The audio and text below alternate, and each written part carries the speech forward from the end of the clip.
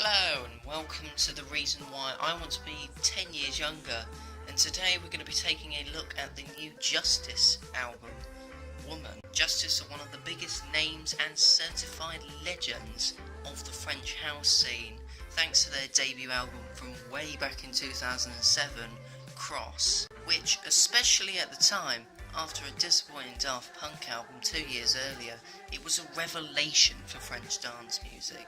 It was a blast of an album, and one that I highly recommend you go and listen to. Although, if you have a pulse, a soul, a sense of fun, you probably have, in which case go and listen to it again. Now, their second album in 2011, Audio Video Disco, was poop. Everything I knew about Justice had vanished. There were a few good, catchy songs, particularly Civilization, but it was clear that Justice were trying to make an album that both rock fans and electronic fans could gather and enjoy. Instead, they just made an album that was somewhere in the middle and no one really liked it. So, 5 long years later, here we are with their third album. I only listened to the lead single of the album, the opening track, before this album came out, because it is quite a short album if we're talking tracks. It's only got 10 tracks, so I didn't bother to listen to Randy or Alakazam, which were released before the album. But the opening track, Safe and Sound, is a delicious callback to the good old days of Justice. It starts with these watery synths coming in. It gives us a good indication of the sound, the direction Justice take the music in. Justice brings some DANCE-esque choir vocals, very heavenly. The mixing does make the vocals quite unintelligible. You can't really make out many lyrics, but let's be honest here. They aren't going to be a work of highbrow poetry or anything. This is Justice. It's not your thinking man's dance music. And we love them for their shallow lyrics. Anyway, the vocals keep ascending, keep changing key, building so much drama and tension to be released by a simple click of fingers. I can't stress how monumental this moment is. It is sublime. The beat is fantastic. The bass line, that raw sounding bass line, is wicked. Some luscious strings come in later on, as does another great guitar. They both complement the already built foundation of the track, and I like how each element of the track gets their own little spotlight, and they come together at the end for one big final rock out. It's a fantastic start to an album, and what I would expect from Justice. The second track, Pleasure, is, after the monster of the previous track, very underwhelming. Justice do a great job of settling us down to the nostalgia-fused soft disco fusion. The groove is certainly there, but it's drowned out by this aching falsetto. It's so dire, it's so mellow. There's no energy or excitement from this track. The guitar lead is bubbling below the vocals. It's so deep and jittery. It sounds like a stomach rumbling or something about as appealing as that. And at the end of the song, the beat decides, do you know what? Fuck basic music appeal, and the beat intentionally is placed off the beat. Why? What is being improved or added by this? Fuck it, I don't understand why this song exists. The track Alakazam is a fully fledged underground track for the club. This is the sort of harsh dance music that got Daft Punk making electronic music, but it's got that disco tinge that makes it so very Justice. There are some tittering hi-hats, an equally as jittery synthesizer. It sounds like Giorgio Moroder. There's a morphed vocal sample that adds more texture to the track, and then a very cheesy electric piano reveals itself. It all sounds very intense and action-packed.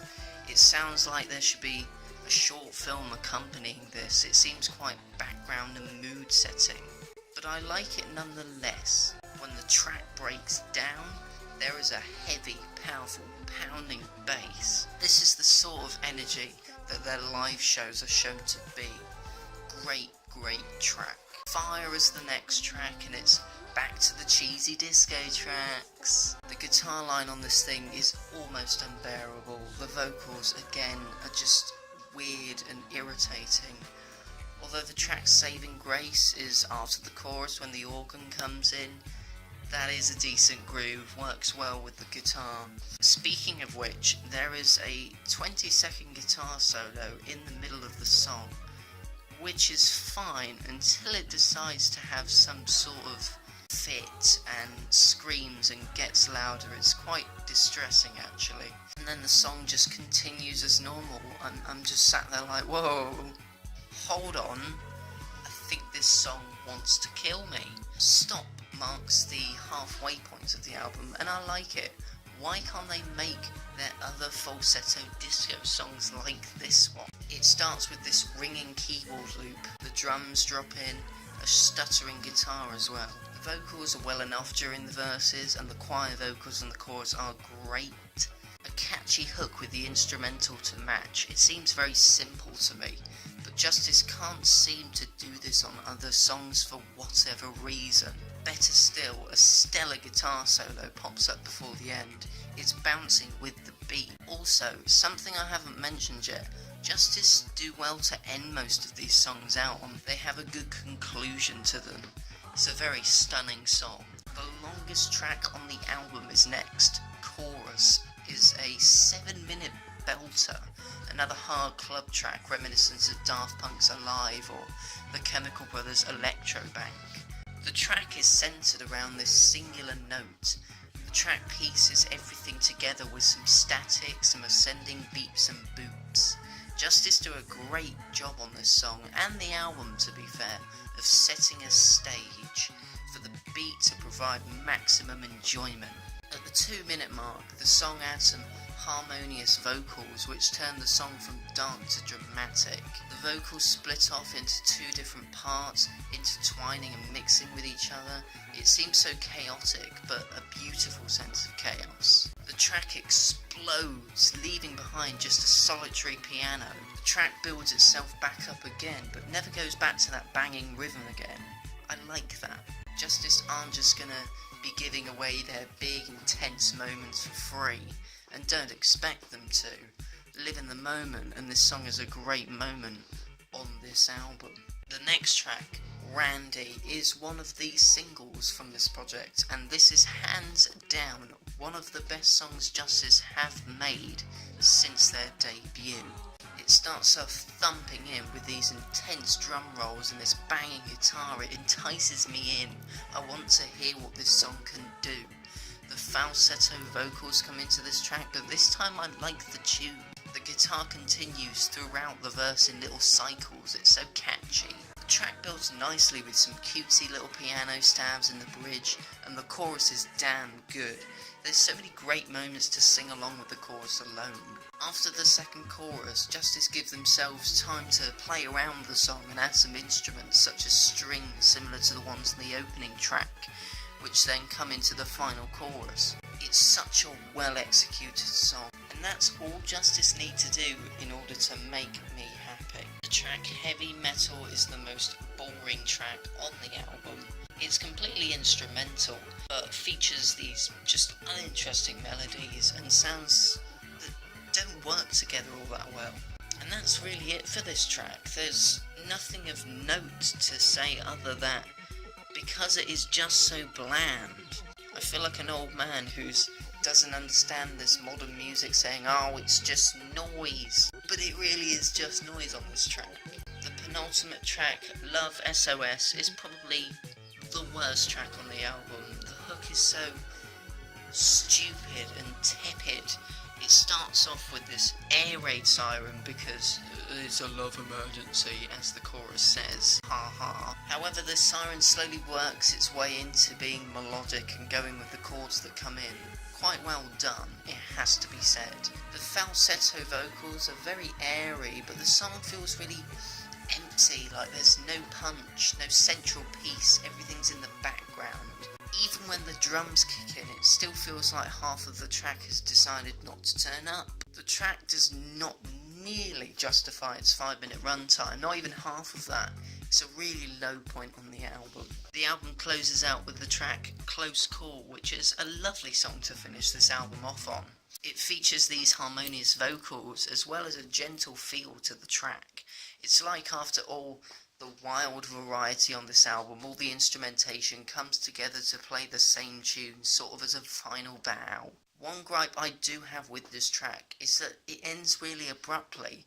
In fact, that is a consistent problem with the latter half of this album. Justice have just forgotten halfway through how to end songs properly.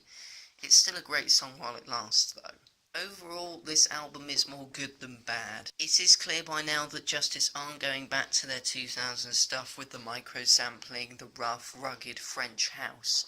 They are making disco now. But I don't see how this album took 5 years to make.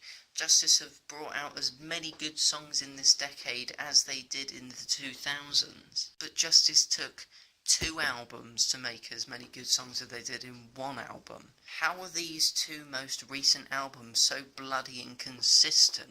Some of the decisions that were made on these projects are unfathomable.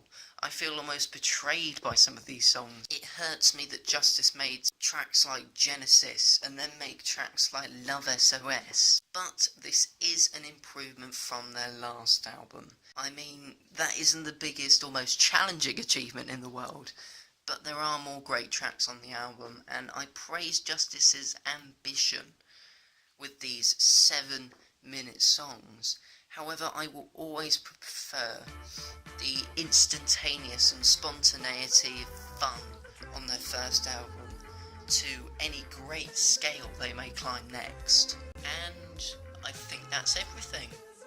Thank you very much for watching, and ta-ra.